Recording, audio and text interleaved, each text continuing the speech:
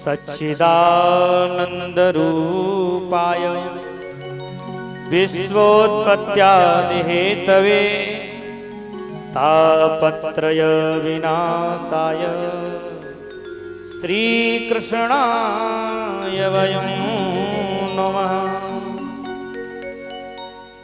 सच्चिदानंदरूपाय विश्वोत्पत्त्यादिहेतवे तापत्रय विनाशाय श्रीकृष्णाय वयम्। यदि सतघन चित्तघन आनंद यदि तीनों को मिला दिया जाए तो सच्चिदानंद होता है, और तीनों को यदि अलग अलग व्याख्या की जाए तो सत्य अलग है, चित्त अलग है और आनंद अलग है। अब हम ये समझेंगे सत्य क्या है। आप सत्य किसे मानते हैं? क्या सत्य ये संसार है? क्या सत्य जो आपके बगल में बैठा है ये सत्य है? थोड़ा नारा ला दिया करो, मुझे भी पता चले कि आप लोग कथा सुन रहे हैं। क्या जो आपके बगल में बैठा है ये सत्य है? नहीं है। यदि सत्य होता तो ये अमर होता। तो सत्य है क्या? हम सत्य किसे मानते हैं? सत्य तो मेरा गोविंद है, सत्य मेरा परमात्मा है। ये संसार क्या है? असत्य है। जिसने जन्म लिया है उसका मरण निश्चित है। तो ये सत्य कहां से हो सकता है? सत्य कौन है? जो परमात्मा है, जो आज भी है, कल भी था, आगे वाला समय आएगा जब भी वो रहेगा। तो वो सत्य कौन है? वो सत्य गोविंद है। ये संसार सत्य नहीं है, पर आप लोग तो संसार को ही सत्य मानते हैं।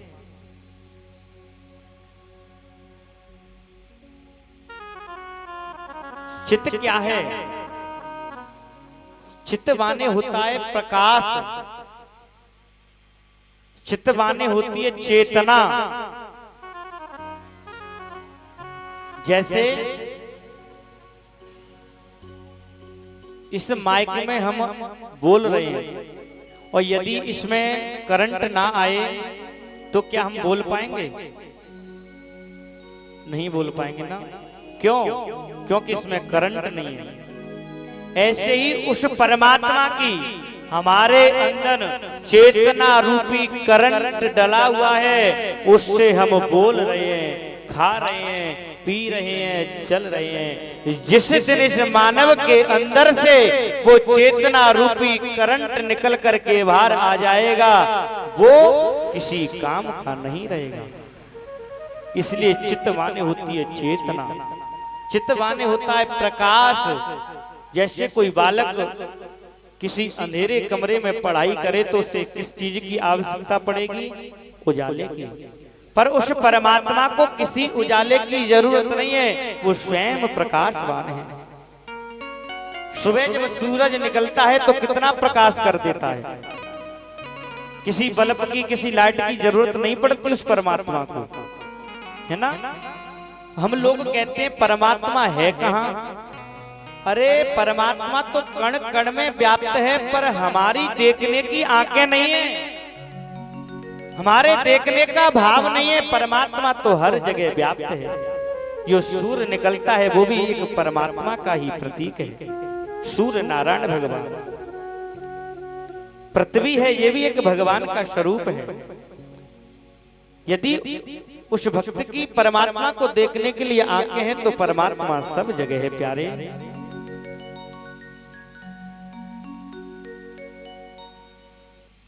आनंद क्या है? आनंद कहते किसे हैं? क्या आनंद इस संसार के साधनों में मिलता है? क्या अच्छा मकान मिल जाना क्या वो आनंद है? क्या अच्छा सोने के लिए मिल जाए, एसी मिल जाए, डबल बेड मिल जाए और चकाचक नींद आए तो क्या वो आनंद है? आनंद है? जब एसी में सोते हैं तो ये लगता है नींद का कोई पता ही नहीं चलता कब 5 बज गए महाराज। पर प्यारे प्रभु प्रेमी जनों, वो कुछ क्षण का आनंद है। कितने क्षण का? किंचित मात्र क्षण का आनंद है। क्या आनंद अच्छा भोजन मिल जाए तो क्या वो आनंद है? जब व्यक्ति को अच्छा भोजन मिल जाता है तो ओहो आनंद आ गए भोजन में। वो कब तक है? जब तक वो भोजन पेट में है, जब तक आनंद है। ये संसार के साधनों में आनंद नहीं है तो आनंद कहां है प्यारे? वो आनंद मिलता कहां है? ये आनंद कहीं बाजार में बिकता नहीं है जो पैसे ला करके और ले आओ आनंद को। ये आनंद को खोजना पड़ता है, ये आनंद को ढूंढना पड़ता है। जब ये आनंद मिलता है कि कोई तन दुखी, कोई मन दुखी और धन बिन रहत उदास, और थोड़े थोड़े सब दुखी और सुखी राम के दास।